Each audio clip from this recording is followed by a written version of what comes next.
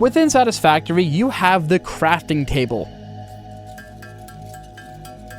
It is essentially your best friend all the way from the beginning, all the way to the very end. And at a first glance, it does seem like it is required to beat the game, because without having the ability to craft any materials, you can't make any tools, you can't make any machines, no fuel, no women. But then that's where knowledge of the game comes in. Before you even start a world, you are given the choice to skip the intro. And when you do this, you are given materials that can be used to start automating the process of making materials. All of this without crafting a single item at all. Now within these items you get portable miners, which allow you to make miners that can be placed on ore, and then the ore that they mine can be smelted into ingots, and those ingots are made into materials that I need to make different machines to make other materials. But then there are other problems that arrive when I need to make machines that need certain materials, but those machines are the only way I can make those materials. This sounds oddly familiar, doesn't it? And now that you didn't understand anything I said, let's see if it's possible to beat Satisfactory without ever using the crafting table a single time.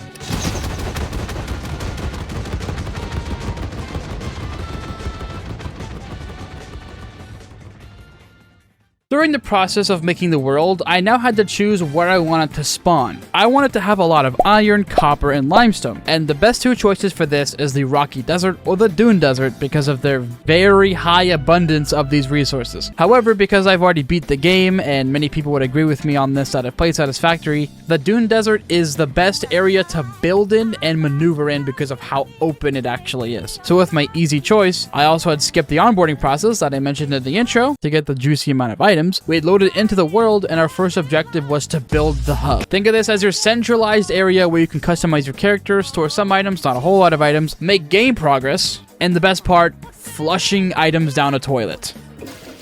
That is not its intended use. Something I was already struggling with was figuring out what milestone I wanted to start on. You have base building, which is very useful to have platforms to build on and having everything aligned to a world grid. Logistics is good because of the splitter and merger that make factories, well, just much easier to work with. And then you have your research. That's really in depth. You can get many different types of equipment, ammo, materials that can make late game items, and there's just so much to it that I cannot really explain it well enough now, so we'll talk about it more later when I'm actually researching stuff. So ultimately, my decision came down to just wanting to have everything built on a grid as early as possible. Trust me, this is extremely important because I learned the hard way. If you don't have everything built on a grid at the start, you're gonna have many problems later. Now that we had a game plan, I started to make a very small iron factory to make iron plates. But of course, early game always needs you to get manual fuel. So on my way to get wood and leaves for the biomass burner, I found my first bit of food. Potential edible collected. Eating it and surviving does not count as a valid field test and does not generate enough data for Fix-It to make an informed decision. It is the worst source of food in the game, but you know, there's so much of it around the world that it's always good to just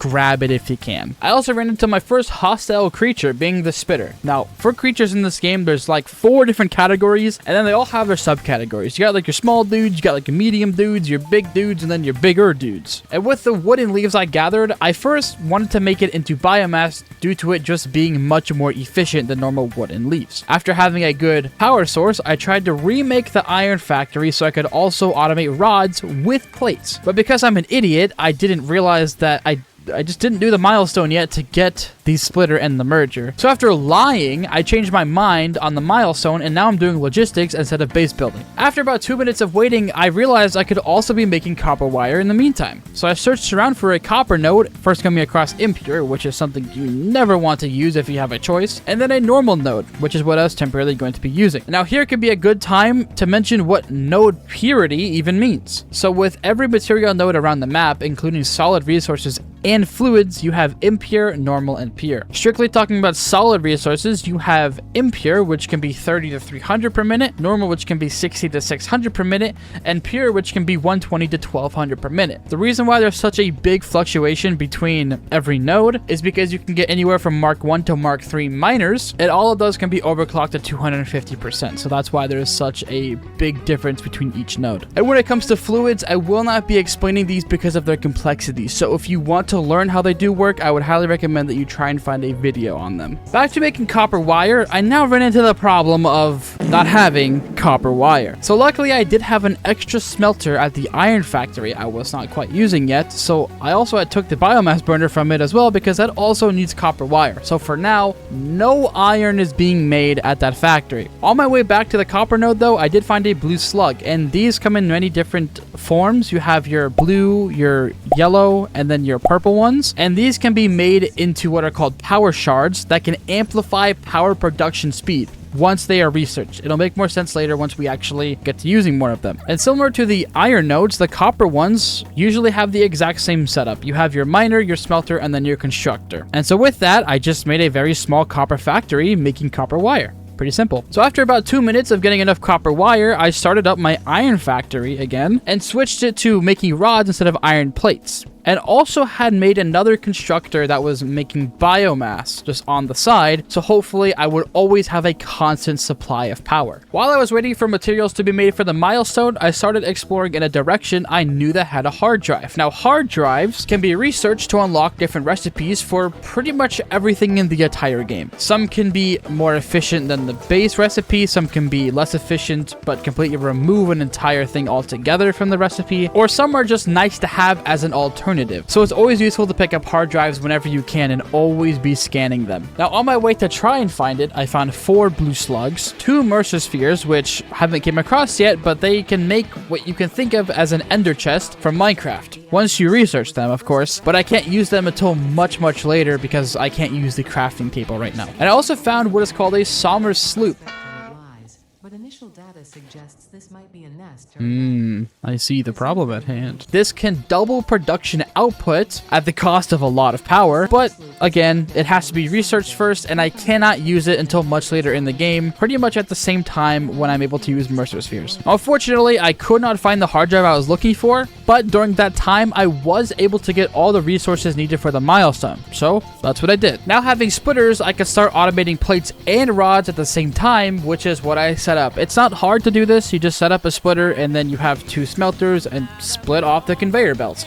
It's as simple as that. But fast forwarding 7 minutes, I now had the wire and plates needed for the milestone. However, screws are a little bit different that I needed. Instead of just going from a smelter to a constructor to make the screws, you need to go from a smelter to a constructor that makes rods into another constructor that then makes screws. But because I couldn't be bothered to do that, the constructor I was currently using to make biomass, I just put my extra rods in that one and just had the screws be made there. And so what I do best, I waited another 10 minutes, and finally, our second milestone was completed. Once we unlocked research, it also gives us a map. Now this does what a standard map does, shows you the surrounding area, shows you what you have discovered, you can place markers, you can zoom in, all that good stuff. But the best part is it shows you the purity of nodes when you scan. So if you do scan, you see one on your map, you can hover over it and boom, just like that, you can see if that is a node that you want to go to. And just like iron and copper, I now need to automate limestone so I can get concrete for the next milestone. Fortunately, concrete is much easier where it doesn't need a smelter. You just go from miner to constructor and boom, you have concrete. But I'm also running into the problem of needing reinforced plates, which I can't craft because I can't use the crafting table. So removing my extra constructor I had that was making biomass and screws, I'm using that to make concrete instead. And the downside to only using one constructor is I'm only making 15 per minute, which is extremely slow. So slow, in fact, it took me 16 minutes to finally get the last bit of concrete I needed to complete this milestone. And once it was completed, this concludes tier 1 of the game, and there's only 80 more hours to go. To start off tier 2, I had my friend choose the milestone that I would go for next. Alright, I want you to pick, what do I do next? I mean, part assembly is like the go-to, or logistics. I mean, logistics might also be nice, but don't you need like... No, oh no, that's not too bad. No, James, you're not understanding. I can't use a crafting table, though. Oh, because you need the assembler. Yep, okay, so part assembly. But for this specific milestone, we needed a new material being cable. And the way you make this is the exact same as screws. You need a smelter going into a constructor and then another constructor. But because I was too lazy to make it myself, I decided to do something that will come in very handy for most of the early game in this video. The Steam community page. There was a person that noted down every drop pod location location with all of the materials around them. And using my elite computer skills, just doing Control F, I typed in cable and tried to find a drop pod that was close to me that had some of it. And once I found the drop pod I originally was trying to find, it turned out to have the cable I needed for the milestone. And going over there, I remembered you can actually dismantle all the debris found around the drop pod to get even more materials. And for this specific challenge, this helps me a lot and saves me a lot of time. And then after spending an entire minute gathering all the materials around it, and of course, not seeing the cable that was right in front of me that took forever to find, I opened the drop pod that only needed 70 megawatts of power, and we got our first hard drive. Guys, get a room, you two. Look at this, bro. Look at it. What are they doing, bro? Luckily, that drop pod also had reinforced plates that I could use. So going back over to my copper factory, I put down a constructor that is going to start making cable for the rest of the milestone and just to have some on the side. And then with even more of those reinforced plates, I was now able to build the MAM, which is where you start researching everything. And so to start, I researched hog remains, spitter remains, and hatcher remains. And these allow me to convert the remains into alien proteins that can either be made into biomass for fuel, medicinal inhalers for health, or DNA capsules that we will talk about more later. Scanning a Sommersloop and Mercersphere also allow me to scan them with the object scanner around the map, similar to a blue slug as well. And then finally, I did overclocking that allows me to speed up production on individual machines. But of course, because I am an idiot, I already forgot how this challenge works, and I unfortunately used the crafting table. Okay, I did not mean to use a crafting table. I think I only used it for 1 power shard. How about 2 power slugs to compensate? So if I mess up, I have to double whatever I crafted, I guess. Yeah, so I don't know if this is a good enough punishment for this video in particular, if I just double whatever I made in the crafting table and just throw it away. But for slugs specifically, I do know this was a good enough punishment because there is a finite amount of them in the world. But if you don't agree, I don't really know what to tell you because you're going to be seeing this video after I already beat the game. But now that I had remains and slugs to convert, I went ahead and placed my constructor back down that I originally had at the iron factory that made biomass and screws, and then I started converting the remains into alien protein, the slugs into power shards. I also used it for screws again. And then back to some more research. I did the food I found earlier, but honestly, food, I mean, it's everywhere. And then also researching alien protein individually allows me to then convert it into biomass and then DNA capsules. And then the last thing I did was scan my first hard drive. And regardless of what hard drive you get around the map, they will always take 10 minutes to scan. During the 10 minutes of waiting for the hard drive to finish, I was now able to get all the materials needed for part assembly. And for me to make an assembler, I once again had to look up where I can find a drop pod that had rotors. And once I did, I gathered the materials around it and got my second hard drive that I can scan whenever I need to. Going back to my base, the first hard drive had now finished and there was a specific recipe I was really hoping I would get. Oh my god! I got cast screws, first one! That saves so much time. And as you can see, I was extremely excited when I got that because this recipe allows me to make screws straight from iron ingots, so it completely removes the entire step of needing rods entirely. And so now I wanted to remake my iron factory with everything built on foundations that have plates, rods, and screws all being made at the same time. And since I also had more materials on hand, I also upgraded my copper and limestone factories. For our next milestone I wanted to go for, this would be obstacle clearing that allows me to make a chainsaw and a better source of fuel called solid biofuel that you make from biomass. And once I completed it, I decided to make myself the chainsaw. Some of you might be confused as to why I'm doing this because I am crafting something myself. And so this would be a good time to say that I purposely made the title say crafting table and not manual crafting. The reason behind this is because I wanted to have fun with this challenge. I wanted to enjoy it and I didn't want to quit halfway through. And if you haven't played this game before, it becomes extremely tedious if you're not allowing yourself to make any of the different types of equipment that you unlock throughout the game. However, to compensate for this, I'm only allowing myself to make anything that goes on the Pioneer directly. So the head, the body, the legs, and in the hand slots. So this does exclude ammo, inhalers, and portable miners, which do go on the Pioneer hand slots, but they do have their own recipe where you're able to automate them in a machine. Having the materials on hand to now make an assembler, I temporarily put one down to start making reinforced plates, to then finish the Logistics Mark II milestone, which unlocks faster conveyor belts, so now we can make materials even faster. For jump pads, I had to switch the assembler over to rotors, and 7 minutes later, that milestone was also completed. The last one for tier 2 was just basic resources I had on hand, so the final one was completed only 5 minutes later after the cooldown was finished from the last milestone. And this concludes tier 2 of the game. So I go on the Satisfactory interactive map, and the first thing I see is how to be a VTuber. I can't wait to be an anime girl with huge honkers, and they jiggle constantly. Getting close to finishing the first phase of the game, I now had to build the space elevator, which is how you complete the 5 different phases of the game. However, per usual, I didn't have the items quite yet to build it, so I decided to go out and explore. I found 1 somber sloop, 2 different mersospheres, and 2 different drop pods. One of them I couldn't open because I didn't have computers quite yet, so we had to leave that for later. Oh, I got launched off a cliff. I died. Now back at my base after that little accident we had, I noticed I still needed concrete for the space elevator, so to fix that I went ahead and upgraded the concrete factory with Mark II conveyor belts that output 120 items per minute, and with that I was able to start making up to 40 concrete per minute. And only 1 minute later I was able to get the last bit of concrete I needed, and now it's time to build the space elevator. And this just has to be one of my favorite parts of the entire game. Because of the sheer size of the space elevator, it really gives you that larger than life feeling. I remember seeing it for the first time and could not believe something this big and detailed was able to extend all the way up to the atmosphere in a game. It was just unbelievable. And then the sound design around it as well makes it feel even bigger. You have your entire screen shaking, you can see the tension of the arms when the base grabs onto the top, and you have all the sirens going off, and it really just feels like there's an important event going on in the game, which is something I love. But when you do have it built, at any point throughout your playthrough, you will always have at the top right of your screen what is needed for the next phase of the game. And for phase 1, you only need 50 smart plating. By the way, that also does take 1 reinforced plate and 1 rotor. And throughout the 20 minutes I had to wait for all of it to be made, I did also build an object scanner, so now we have that. And once all the smart plating was made,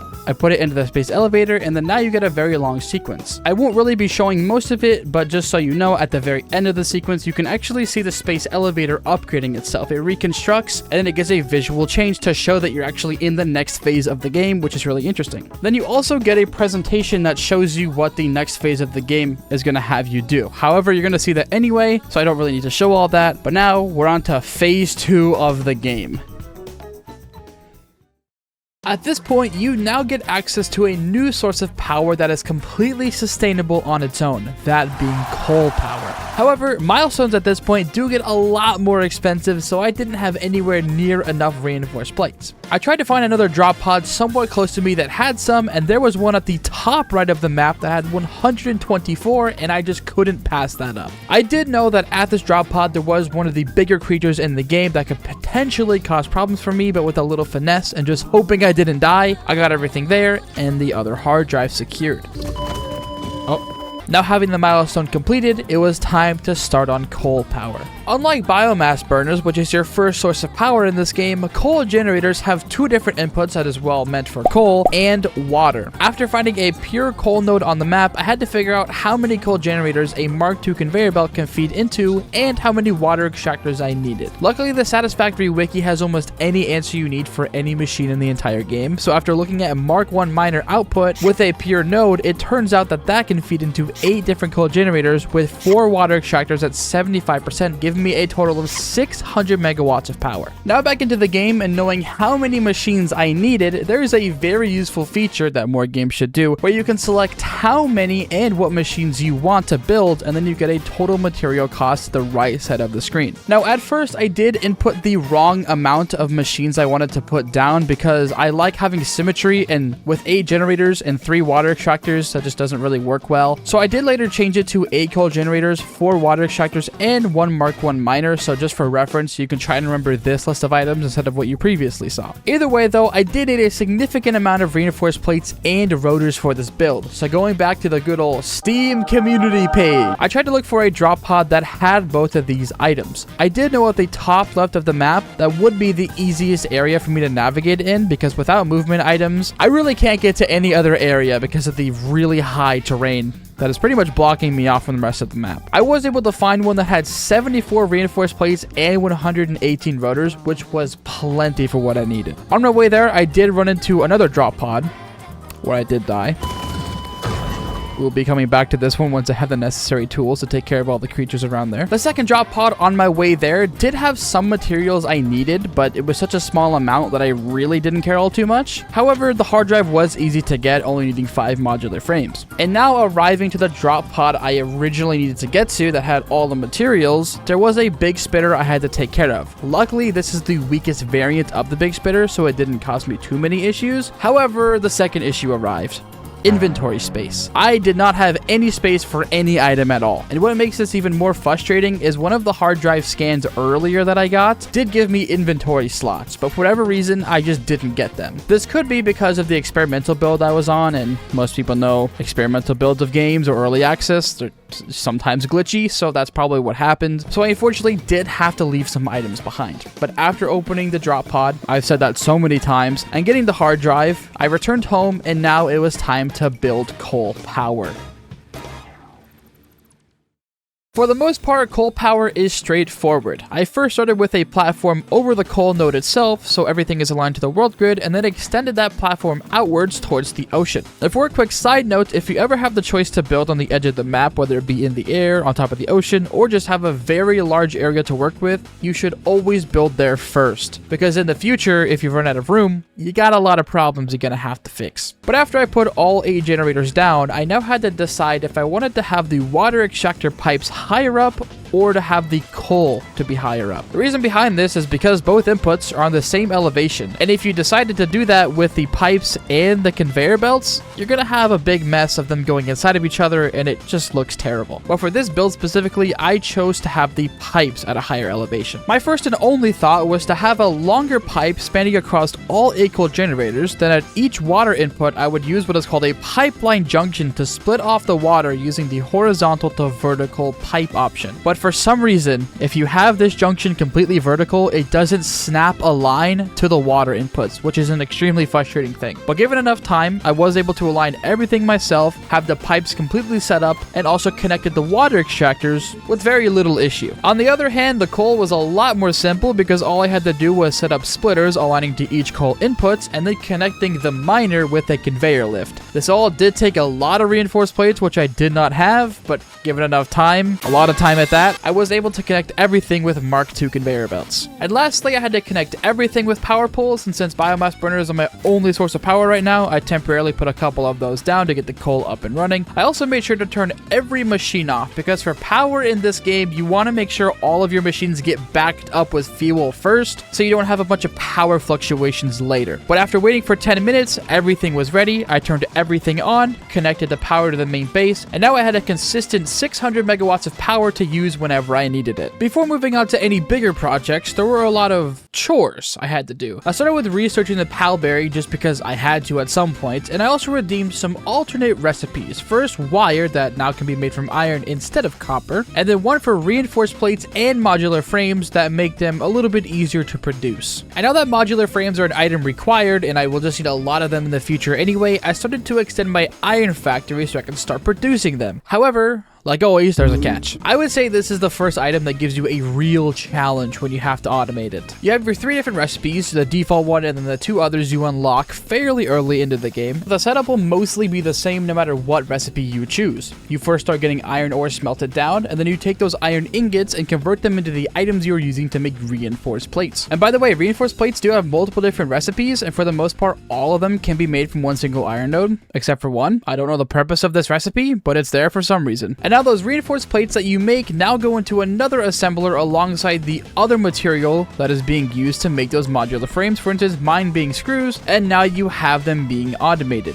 Now the setup can be pretty easy once you understand how to make a decent layout for the modular frames, but then there's another problem that can almost always arrive if you don't plan for it or if you're just a new player to the game, and that being you need both reinforced plates and modular frames at the same time, especially in the early game. So in my case, I have to split off the reinforced plates because I need need them on their own, but then I also need them to go into the assembler making the modular frames. And doing that makes the modular frames take twice as long to be made. And one can make the argument, just use another iron node to make reinforced plates. Yes, you are right, but that's where this challenge makes it difficult. Because I can't craft portable miners due to the rules I set for myself, I would first have to unlock steel production, which I don't have yet, that's why I'm automating modular frames. Then I have to scan a hard drive and hopefully unlock the recipe for portable miners so they can be made into a machine. Then I have to automate iron pipes just so I can craft them. So for now, I'm pretty much stuck waiting a long time to make modular frames. Now moving on from that big ol' mess, while I was extending the iron factory, I did have to explore for some power slugs. And I did find a new one being the yellow one I mentioned earlier. Once I got back home, I researched it and now I can convert yellow power slugs to get 2 power shards instead of just the one blue one to get 1. But another 20 tragic minutes later, I was done automating everything with the modular frames, and now temporarily I did put down an assembler that would make rotors, because I needed those as well. It also redeemed the copper rotor recipe we'll be using later. Finally, the last thing to finish off tier 3 was to complete the rest of the milestones that unlocked steel production, which is huge, a better weapon for combat, which is huge, and a vehicle,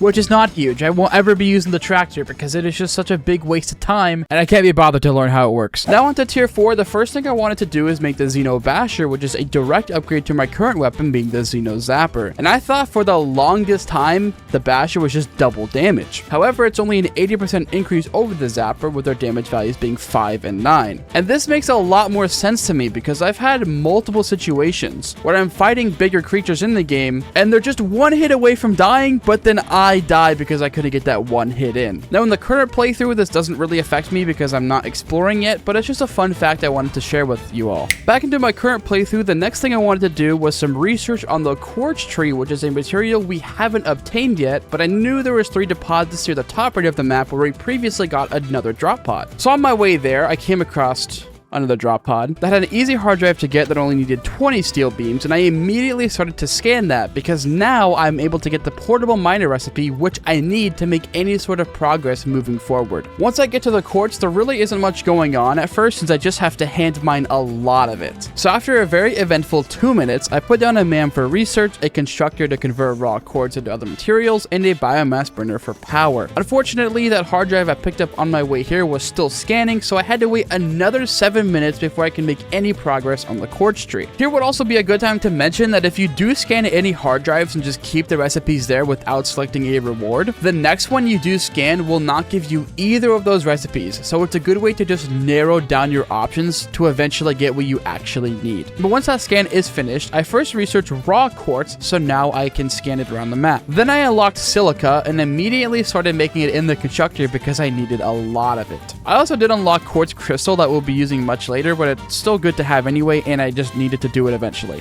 Finally, after many more minutes of hand mining, all of the silica was done being made in the constructor, and I was able to finish researching with getting 6 inventory slots, and heading back to base, I was also able to get the blade runners. And these blade runners were the first body modification I unlocked that go on the legs portion of your pioneer. And I personally think that they're the most valuable thing you can unlock early game because of the stat bonuses you get. For running and sliding, you get a 50% increase. Jumping and slide jumping is now doubled. And finally, fall damage is decreased by 50%. There is also a hidden movement tech you can do where if you're just slide jumping the whole time without letting go of crouch, you can gain some serious speed around the map. But now having both the Xeno Basher and the Blade Runners, I have to look for hard drives to now get the portable miner recipe so progress can start being moved forward again. If you remember earlier in the video, there was a drop pod I left for later, and now it was time to absolutely destroy every creature around it and obtain the hard drive and immediately start scanning it. After another 3 drop pods, not having much trouble, and waiting for the first hard drive to finish scanning, I finally got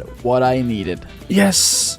Wow, we're getting really lucky with this. Holy, okay. Going back to the base, I put an assembler down and started making 10 portable miners. These each take 1 minute to make, so waiting another 10 minutes, I had what I needed, and it was time to start steel production. The first thing I had to do for steel was find a coal node and an iron node close to each other. This is because we have a new machine being the foundry. And just like the coal generator, this has 2 different inputs, but instead it takes in 2 solid resources to make another resource. And the best part about this machine is all of the alternate recipes you can get are always way more efficient than the base recipe for the material you are making. But for now, I'm only going to be using using it for steel. As I hopefully stated before, I do try to only use pure nodes whenever possible, so trying to find a pure coal and iron node close to each other, this proved to be pretty inconvenient. However, I did find a normal coal and iron node next to each other, so instead I'm going to be using those. Like the other factories I made previously, I started with placing miners on foundations so everything is aligned to the world grid. After about 10 minutes of trial and error, I was also able to get a platform laid out for the steel. And since I only have Mark II belts I can currently make, I only am able to put down 2 foundries, making 120 steel per minute. With that steel, I also put down 2 constructors where I'm making 15 steel beams per minute and 40 steel pipes per minute. Meanwhile, everything was set up, but with some small mistakes. Oh my god, I didn't connect it.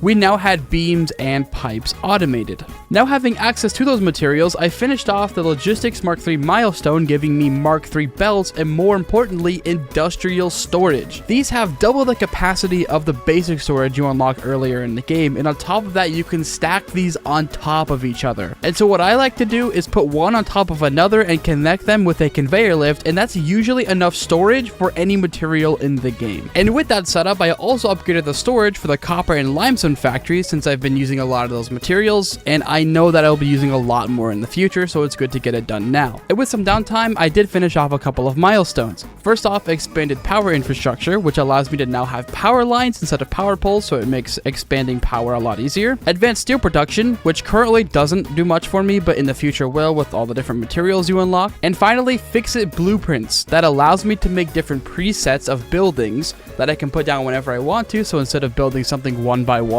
each machine, you can have a bunch of machines laid out at once and just put them all down with one click. While I was waiting for the timer between each milestone to be up, I was doing some exploration in between. I found 5 blue slugs, 1 Mercer sphere, 1 hard drive, and most importantly, a purple slug that I then researched, and now can turn any of them I find into 5 power shards. And while I was already there at the research table, I did some more research. First, stinger remains that now can be turned into alien protein, medicinal inhalers for health, but unfortunately because I can't manually craft them and there's no other way of getting them, I won't be using them at any time in the playthrough. Inflated pocket dimension for 6 inventory slots, and finally expanded tool belt to now have another hand slot. Now that I needed copper sheets for the final milestone of tier 4, I figured this would be a good time to remake the entire copper factory. Now there's not anything complicated going from Mark II to Mark III since it's such a small difference, so rebuilding it wasn't really too much of a problem. I did want to have 4 storage containers for each material, so in total there'd be 12 storage containers since I'm making wire, sheets, and cable. I did run into a problem of not having enough power shards for each machine, so I did have to go out and find more, but I don't want to bore you too much with all the ones that I did find. But 14 minutes later, the factory was now done, and there was just 2 more things I had to do before finishing off tier 4. I first started with building an awesome sink, and this is the first one I have used in this world, so for those that don't know what this is, you could think of it as a recycling bin. As long as you have a conveyor belt connected to it and have items going on that conveyor belt, you can put just about any material in the entire game into it, as long as it's not fluids or like animal remains. Now when an item goes into it, it'll start accumulating points. This can range from a couple of 100 points to millions of points depending on the items. Now in my case, I actually use DNA capsules. These are completely separate and have their own counter in the awesome sink, so they're usually a better way to go, and these are made from alien protein. These are what I talked about earlier that I would mention later. Now when you get enough points to accumulate coupons, these coupons can be used in the awesome shop to get many things like power options, conveyor options, floor hole pipes, colors, foundation material, lighting, signs, different foundations,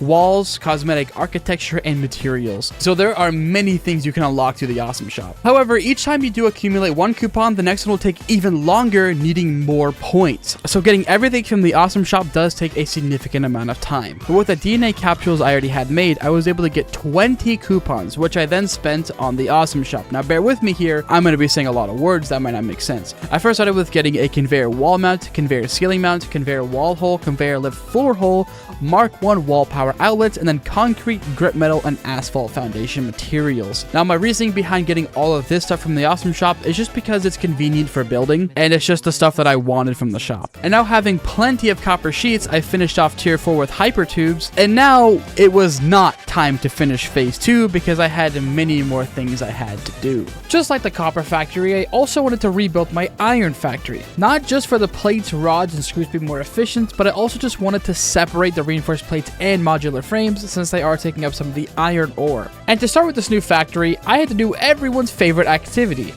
Math. I had to make sure I produced the correct amount of each item so I didn't have problems of machines not having enough materials, and I'm also limited by conveyor belt speed, so I couldn't overproduce an item. I did, however, already explain how making modular frames works, so instead of explaining the setup, all you have to know is I am making 12 reinforced plates per minute, and half of those are going into modular frames where I'm going to be making 4 per minute. Onto the standard iron materials, this was also a very straightforward process. I originally wanted to have every material made here with the same amount of iron ore, so the numbers are a little bit easier to work with, but then I realized it's actually more complicated to do it like that because not every material requires the same amount of input. So instead, I just have 2 constructors for each material, and instead of having 4 industrial storage containers like I do for copper, I'm just going to be having 2 for each material. And then the extra iron ingots that I'm making will be used for later projects. The final big project I had to do before completing phase 2 was to automate motors. This recipe requires 2 rotors, 2 stators, and you will only be making half of the amount of motors than how many items you put in. But before building anything, I once again had to use our favorite activity,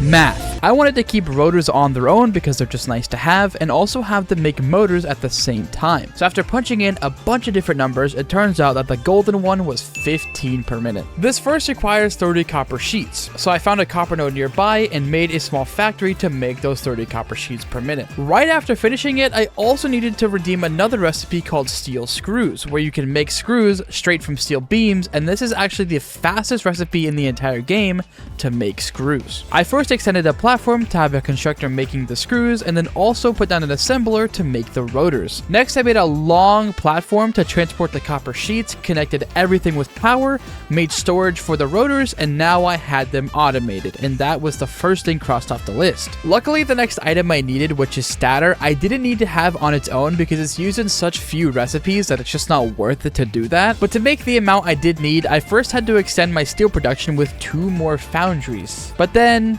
tragedy struck. I was using too much power than what I was producing, and this is a problem that you will always run into if you don't plan for it. Luckily, because I'm so early into the game, the problem is very easy to fix. All I had to do was just double my coal power, so I put down another 9 coal generators with another 4 water extractors, and that fixed the issue for now. Back to making the stator though, I did need 22.5 steel pipes per minute going into an assembler, and this is where the conveyor lift floor hole comes into play. Instead of having a big mess of conveyor belts going everywhere, I decided to just have pipes go underneath the foundations and just giving myself more room. This is something that is very useful for later on in the game. You can have like your own floor for all the conveyor belts, which is called a logistics floor. I don't usually do this unless I'm making like a huge mega factory, but for just this small factory right here, since it's so condensed, this was something that was actually needed so I didn't have to deal with a big mess. And after getting the pipes I did need into that assembler, I also needed to go back to my copper node to make 60 wire per minute. Luckily, this was the most simple part of this entire build because all I had to do was just overclock the miner, add some extra foundation, smelters, and then the constructors making 60 wire per minute.